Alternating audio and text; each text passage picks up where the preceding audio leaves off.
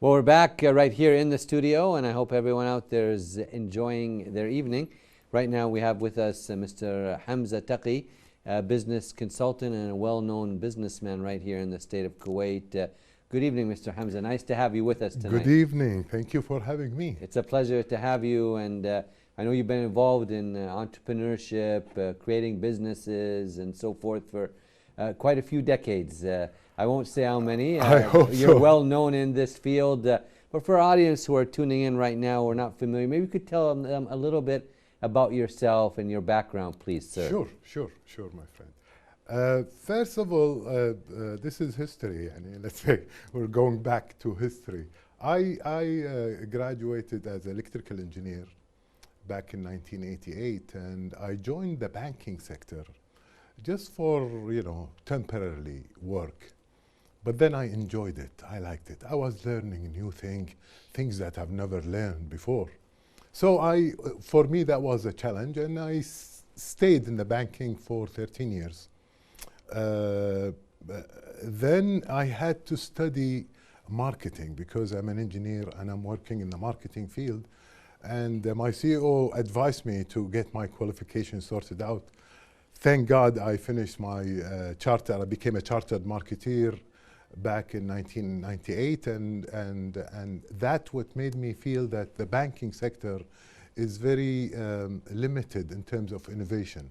Telecommunications, on the other hand, was fast and they're more creative, more innovative.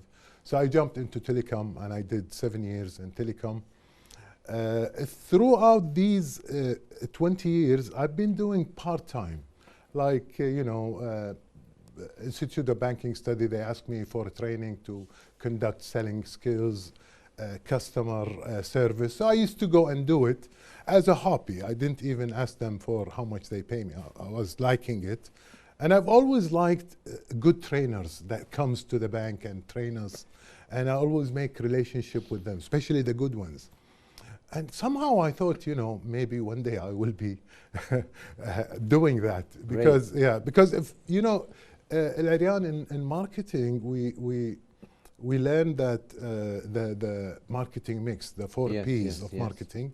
And then they added the 3 P's, which is the service marketing mix, which is start with the people, the process, and the physical evidence. Now, product, price, promotion, and place. And then the people element. The people element is the most important element in the marketing mix. Who makes KTV or who makes Hala Kuwait? Sure. It's the people there. So it's like, something late up, I said, maybe if I finished, working with others, and I've always worked in the private sector, I will focus on, doing business for the people. So how and when did you decide then that you wanted to consult and help people? I mean, you touched on it a little bit. When did that light, let's say, go off and you did that and you switched to that? This was like in 10 years after, working in 10 years. Then when I became a marketeer, I started seeing this. And I said, maybe after 20 years working for others, I will be doing those. And within those second 20 years at work, I was always searching and learning about consulting, and I accidentally really, a friend of mine he wasn't my friend, he was a participant in a training program, people management. And in that training program, after we finished program, one guy came to me and he said, Hamza, will you come and help me? And he happened to be the GM for a big company and he needed help. So I said, but I'm working in the bank, and and back then we were working 6 days. Yeah. So we were finishing at 1:30. So you have a lot of time to do. So he said, just give me 2 hours, 3 hours a day. You have plenty of time. Then I said, fine. We signed the contract, and that's how. That's the story. How it started. Yes, that's how it started. So tell us, how can you help a person with strategic decision making? Because a lot of people, I find, are very indecisive. Yeah. They're like, okay, maybe, I don't know. They don't know how to take this decision. What tips or advice would you have Maybe for I them? will fail. Yeah, Yeah. they're not Yeah. sure about themselves or confident. See, we make a lot of decisions. We make thousands of decisions each day Yeah. in terms of what we're going to wear, where we're going to eat, where we're going to go, and so on. So we constantly do a decision-making process. We go through it all the time. But when it comes to strategic, which that means something major in your life or in your business you Yeah. want to change, that has a process that you have to go through. And basically, like, you need, first of all, to know your market, your customers. And this is market behavior analysis, sort of, where you do interview with your customers, surveys, observation, and then you collect all these data and you analyze to see the behavior, their emotion. Why did they go ahead and purchase this car rather than this car, or this brand rather than that brand? So you have to go through the decision-making process, which is basically collecting the right information, and sometimes you need to segregate assumption from facts and really focus and get the good quality information. And then you look at, what are the alternatives, what are the options? So you brainstorm and you look at different ideas and so on to choose from that will solve the problem that you're trying to solve, or take a decision that you're trying to, for example, move. Like, for example, in 1996, for me in 1996, it's just the internet just started in Kuwait somehow. Jeff Bezos, on the other hand, he decided to sell online. And to decide to sell online, and nobody used to buy things online back then. And nobody is willing to It was something strange then, yeah. Exactly. I mean, nobody How knew. can I buy something online without trying it on? Yeah, exactly. So clothing, they decided clothing is not a good thing to sell online. Yeah. Or so they started thinking, and then they decided that the best thing to sell is books and CDs. And those CDs and those books, they will help our brand because they're known. You want to buy a book, you don't want to try it out, or you're looking for your best author, or your best book, or your best music, or your best singer, or whatever. So it was the easiest thing to start with, and to build this huge, humongous empire now that we know of Amazon or Amazon Prime and so on. And now they went into retailers. From they've expanded everywhere now, yeah. and they're that's the trend now. And especially during Corona period, it was everyone was ordering things online. That's right. So tell us now, what techniques do you use to analyze market behavior? I mean, tell us about some of those techniques. Yeah, this is as I said, it's basically you need to gather the right information. For example, I'll give you an example. I think the audience will comprehend it much better. Yeah, I was called to help on Overstock, a company that has stock of products and services that they sell to the market. They had too much of it, huh? They have overstock. Okay. They have sold last year a lot. There was some problem happening, and they sold a lot. So based on last year, they forecasted and they ordered too much. But by then, everybody had that product. So they get stock. So he called me to help him out on this issue. When we went there and we start looking and observing and interviewing managers and interviewing staff and salespeople and so on, and the warsha, the service center, we found it's not in stock a problem. There are so many problems in there. There were problems between the sales engineers and the head of the team. There was issues of the GM was overspending. He wanted a luxurious place. He just took over the place, and they're selling pipes and stuff.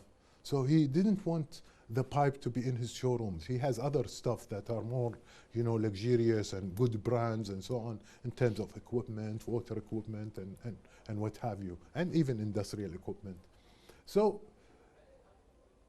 when we went there and we saw the observation, the issue was the head of the team, he had to go. And when we gave our report after 1 month, they decided, yeah, with the board member, yeah, he's too expensive and we're spending a lot of money and he's not doing.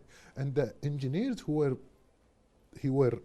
they were reporting to him, they were much knowledgeable and they know the market much better. So we empowered them. But when we empower them, we instead of putting everything on one person, we made smaller division. Okay. And each division is focused with one sales engineer with his team and focused on one area of the business. So they became like 4 divisions. And then we divided the cost, the operational cost that's happening on monthly basis. And this is their issue is. So we divided the cost among those 4 divisions. And they were, in the beginning, they were resisting. They said, what? This is my cost? And he said, yes, this is the cost of, you know, the luxurious office that you have and all these nice equipment and all these luxury stuff. And this is the cost. Now, you need to think of making profit, breaking even first, and then making. Now, they were selling 80, 100,000 KD a month. And with this new changes, we want them to sell 220. Almost double them. Almost double, yes. So they were all resisting. Okay. No, you're not. So, you know, and I said, yes, we can. Okay. You know, just, you know, let's do it. After 6 months, they were getting the numbers. Okay. After 6 months, they were getting the numbers. Great. And they were themselves surprised that they were getting the numbers. So it's like, you know, sometimes you go through these things and you use the information at the organization. Sometimes in the organization, they have a lot of data, but it's not utilized, especially the customer data. It's like, you know, to take a strategic decision to bring a new product in. Okay, let's see what are the existing customers and what they have. These existing customers and the product that they're using now, are they willing to take this extra product? If they are willing, and you test it with some of them, or you take a focus group and you check with them, and if it's fine, yes, then you go and invest and bring the product or even produce the product or do the research and development for that product and put the investment, because you know it's needed and it's compatible to your product. So it's the same market, you can add another product to grow, or you can add a new market, you can go to a new market. It depends on the situation of the organization, and it depends. So this strategic decision making is not easy, because it's fewer people who are making that strategic decision. That decision is affecting the entire organization, not that the employees only, their families, their all, you know. Sure. So it is, and unfortunately, some managers, they have their own interest. You know, they're not thinking of the, you know, the collective interest of the whole organization. They have their own interest, but then the leader should, you know, put them together and make them think that we are working for the organization, and aligns my personal goal with the goals of the organizational goals. So I work to my goals and I'm achieving the organizational goals as well. That will work as win-win situation. Very well said there. And you know, that brings me to another question.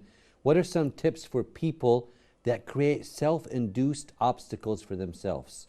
Like you were just saying, you know, sometimes they're working on things, but they make these obstacles in their mind. Yeah.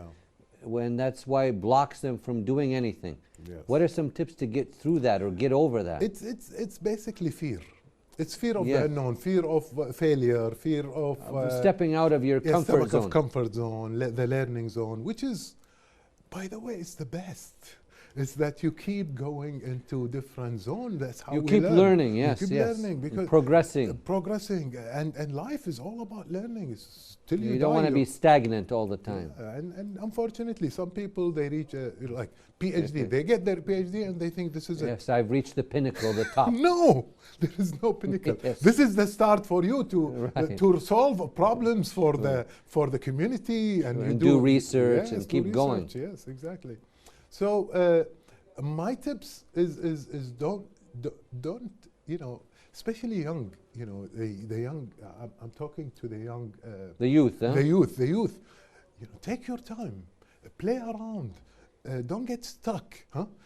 Explore, do so many things, and find where you will flourish, or what you love, and find your life purpose. Every single one of us was chosen by God to be here on this planet Earth, has a purpose. Sure. Find your purpose, work on it, and stay.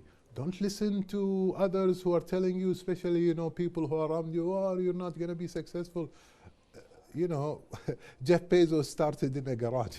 Yeah. And the first transaction he had online was from his mother. Yeah. He didn't, but he had a belief. And that's the obstacle you're saying that we're putting in our mind.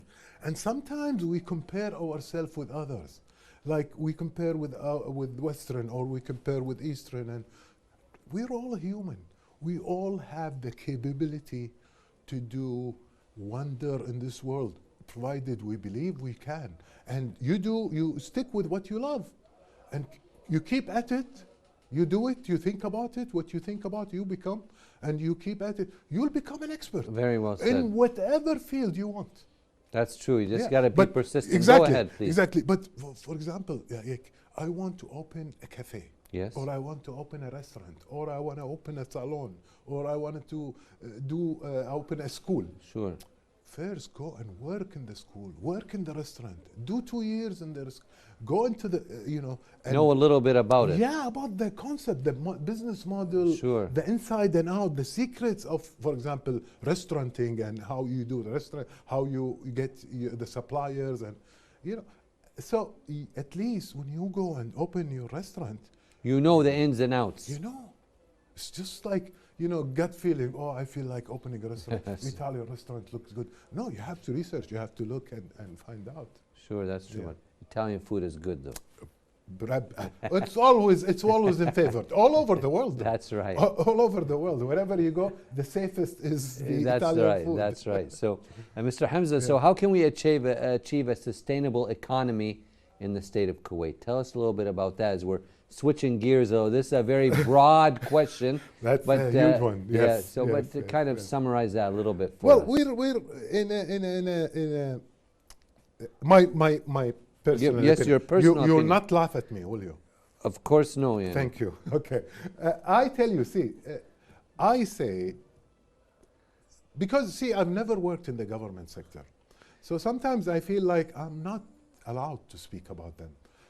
Or I see other things. You're coming like, more from a private sector Yeah, background. So yeah. tell us your views on what. For example, like you know, we in the government, we are supposed to hire Kuwaitis. Yes. Okay? And then we hire, regardless if there is a role or not. Right. And that's a big problem. Sure. You cannot make a team effective just by putting people together. Sure. Each one has to have a role. It's like, you know, playing football. Sure. 11, I mean soccer, or football we say it. 11 people, you know, and you have like, instead of one goalie, you have 2 goalies, or Yeah. instead of 4. Everyone has to have a role or some tasks. Yes. And now in the government, they have like, you know, like Maybe too many people with not much to do. people. Yeah. And they will start opening, you know, extension and stuff, and put Sure, offices, and sure. just to hire people. Now, I always said, you know, and I always said, if you don't need to hire, you don't hire.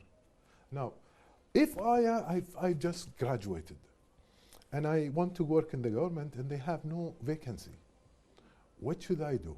Now, what the government should do, it should give me a salary, okay, and they say stay home, okay, and we're giving you this salary because we're obliged, okay, and we want you to be an entrepreneur.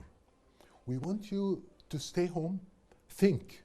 You have 10, 15 years, 20 years, whatever, it has to be calculated. We'll give you the salary.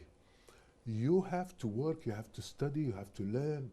Open an electrician shop, open a baqala, open a mechanic, anything you desire. A bookshop, whatever it is. Learn it. You have 15 years. We are supporting you. Not only supporting, they can support in many things. Like, you know, you don't need to go and rent an office, for example. The government should give you an office if you want, you know, if you are really serious, and they will support you and you will help you grow. Hopefully you grow and you become bigger, and then you hire people. Sure. And that's the idea of you know, helping. That's a business model that works all around. Yeah. Exactly, small businesses, and that's what we need. People are now complacent. They just want to get a job. And why they want to get a job in the government as compared to the private? Because it's safe. They go for the safe. But you know, when you go for the safe, like you said, you become complacent. Yeah, you no motivation to even work even harder. You'll be weak because it's simple stuff. What makes us strong is the obstacles, the challenges that we go through, is the, you know, navigating certain things and certain problems that we are faced with, and being, you know, consistent. That's what makes us strong, not going to the easy way and relaxing. Very well said. And we could go ahead. Yeah, I think, you know, going, you know, making, you know, the roads congested just to go and traffic and come back. Well, we could talk a lot about a lot of subjects, and we hope to have you back once again. Thank you. And it was a pleasure to have you on our program, Mr. Hamza Taqi. Thank you. Thank you, sir. Thank you very much. We are speaking to Mr. Hamza Taqi, a business consultant right here.